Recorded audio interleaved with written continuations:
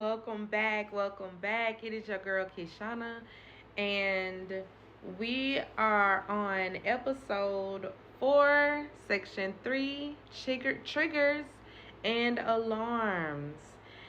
If you don't know what we're talking about, it is the Single Handedly Ship Yourself interactive guidebook meant to be as a reflective guide to changing your life and shifting into that new version of yourself. Last episode, we talked about safe spaces and boundaries and the importance of understanding and comprehending what they are. Because when you understand how important it is to your life, you'll start to implement that. I want to thank you for being here, and we'll dive right on into what exactly is a trigger, what is an alarm, and what can we do about it. So, a trigger, which we oftentimes hear in a song, triggers, or people say that triggered me. If you had not recognized the feeling of a trigger, because everyone feels triggers, it could be as much as being alarmed or being scared or being startled. But instead of it being like a physical reaction, it's more of like an internal reaction. And it can be quite jarring, it can be confusing and upsetting. And we need to know what we can do about these feelings, because that trigger can throw your entire day off. I also like to call them alarms because it's telling you something. Your body is speaking to you. And because we've went years with being conditioned to not necessarily understand that our bodies are talking to us, we have to get back into the mindset of thinking like that. So, with this chapter, it instantly teaches you how to identify what that feels like, right? And so, once you identify what that feels like, what do you do about it? The thing is that they're going to happen. It's okay. It's absolutely okay. Everyone has them. It's a part of your um, regulatory system. It just is regulates your nervous system, and but it's there for a reason. It's there. It's very important, and it is not to be ignored. So each at the end of each chapter, we talk about like a reflective prompt. This chapter will probably be the most important chapter when it comes to reflecting, because you really got to purge a lot of your triggers to certain tendencies out of you so that you can be able to react differently, and you got to be able to catch it. So in the last section, we were really talking about daily reminders of, am I safe, am I okay, am I in a space where I can feel my best.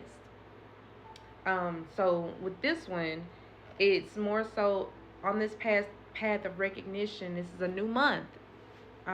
We have a tracker, and we want to track how we're doing as often as we can. Did you have an okay week? Was it an okay day? You absolutely need to be checking in with yourself. So, um, the important part of this chapter is understanding where triggers come from. And that's a really big question. And the answer to that question is they come from situations that happened in your childhood that were either unresolved or um, just plain messed up. And there was really nothing you could do about it. So that's why we're all going to be triggered, because when we found out certain information, it triggered our cognitive dissonance and made us not understand a lot. So, with that being said, they come from our childhood, so we have to travel back to our childhood to correct that.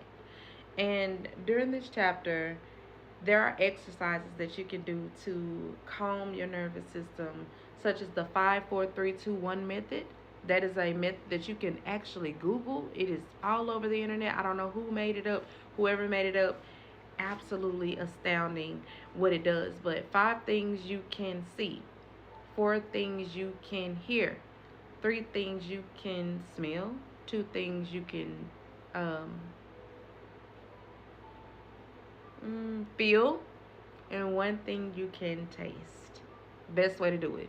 What it does is it takes you off the path of worry for just a quick moment. And sometimes that's enough to get you out of that trigger. Daily reflection. What triggered me? Really sit and think about that. Think about what was said, what was done, so that you can identify why it happened.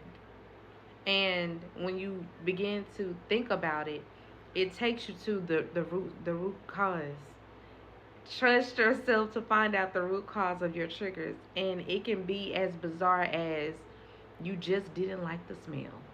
So sometimes you have to take a moment to go back and reassess that trigger.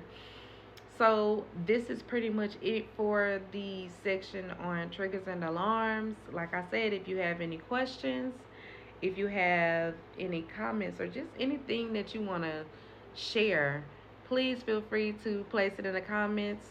Um, like, follow, subscribe. Please share this to loved ones that you think could benefit from this guidebook and the walkthrough to kind of help guide them through.